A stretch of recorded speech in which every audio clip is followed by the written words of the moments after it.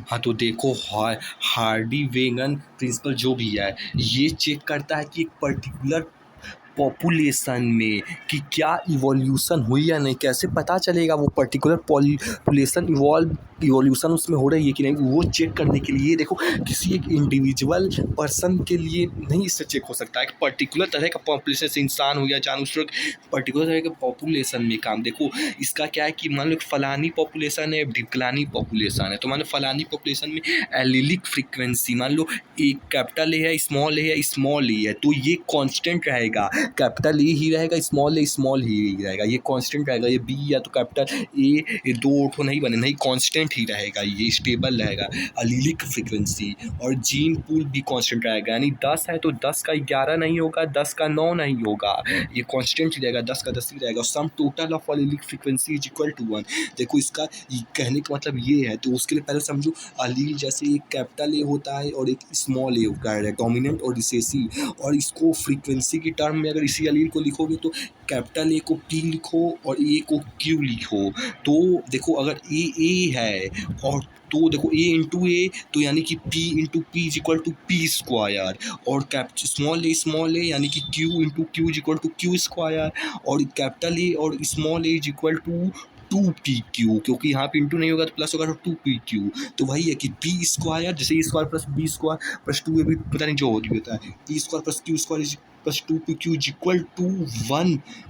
तो यही है कि अगर इवोल्यूशन नहीं हुआ तो 1 रहेगा। अगर तो मान लो 1 से ग्रेटर देन आया तो भी इवोल्यूशन हुआ है, और 1 से कम आया तो भी इवोल्यूशन हुआ है। 1 से ग्रेटर आया मतलब कि इवोल्यूशन में स्किल बढ़ी है आपकी, यानी कि अच्छा बढ़िया इवोल्यूशन हुआ, मतलब कि एडवांस हुए हो आप। और कम आने का मतलब कि आपका इवोल्यूशन और घट गया है, 1 से कम होने का मतलब शायद।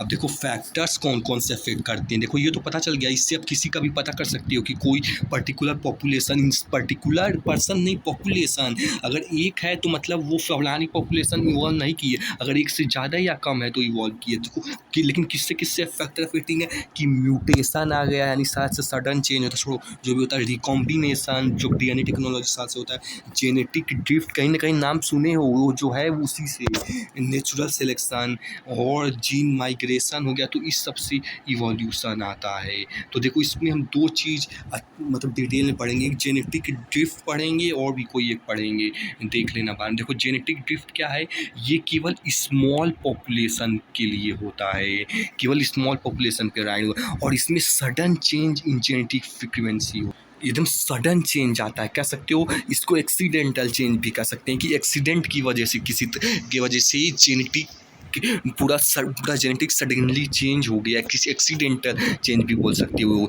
लेकिन ये जेनेटिक ड्रिफ्ट में ये इसको सर्वाइवल एडवांटेज नहीं देता है, जैसा कि नेचुरल सिलेक्शन में क्या होता है, वो आपको सर्वाइवल एडवांटेज देना है, यानी इवॉल्व इसलिए करता है ताकि आप वो जो 3 केस है ना कि मतलब कि फिटनेस का, रिप्रोडक्टिव फिटनेस, वो सब आपको सर्वाइवल एडवांटेज, लेकिन इसमें सर्वाइवल एडवांटेज नहीं देता जेनेटिक ड्रिफ्ट में। इससे भी 2 चीज़ पढ़ेंगे, एक फाउंडर्स इफेक्ट, बोटलनेक इफेक्ट।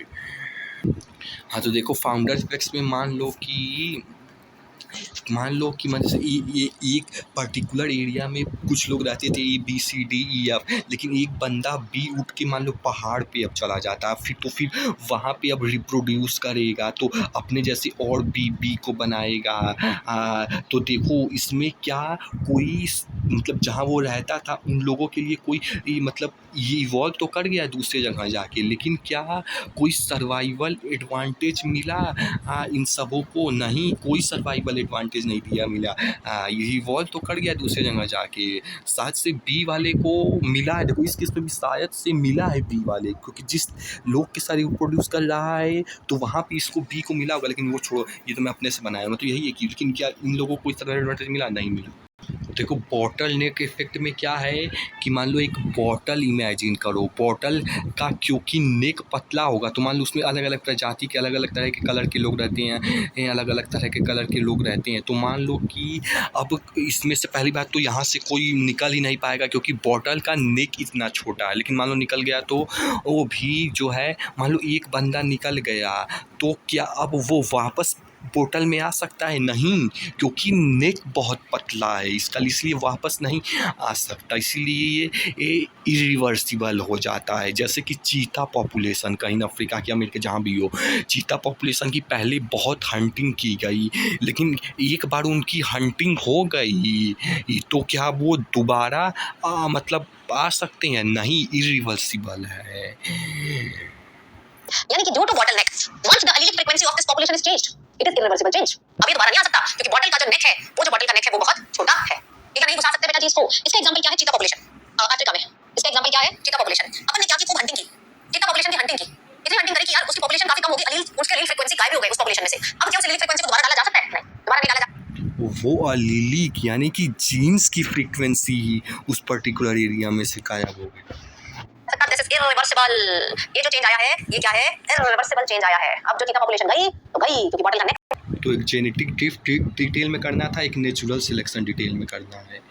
तो देखो नेचुरल सिलेक्शन में पहले तो ग्राफ ऐसा था नेचुरली इस तरीके से, लेकिन अब मान लो 3 चीज़ के बेसिस में नेचुरली नेचर कैटेगराइज करेगा। हाइट के बेस में एक शॉर्ट हाइट वाला, एक मीडियम, एक टॉल, एक मीडियम हाइट, एक टॉल हाइट, एक शॉर्ट। देखो मीडियम वाले में से पहले का ग्राफ ये था, तो मीडियम वाले में से मीडियम यानी कि बीच में जो है ये ऊपर की तरफ जाएगा, मीडियम यानी कि बीच में ऊपर की तरफ जाएगा। तो ये देख सकते हो स्टेबिलाइजिंग है, ये बीच में ऊपर गया है, ये तो इसे स्टेबिलाइजिंग वाला बोलते हैं। और एक वन ऑफ द एक्सट्रीम यानी कि टॉल यानी कि बड़ा लंबा, one of the extreme is selected, तो ये इस तरीके से जाएगा टॉल होके। मतलब देखो कि मतलब इसमें ये इस तरीके से गया, और ये डायरेक्शनल सिलेक्शन यानी कि पर्टिकुलर एक डायरेक्शन में जा रहा है। ये टॉल वाला डायरेक्शन में जा रहा है। जैसे इंडस्ट्रियल में जब वो देखे थे कि कबूतर वाला पहले लाइट वाला था, फिर डार्क, वो उसी कुछ है,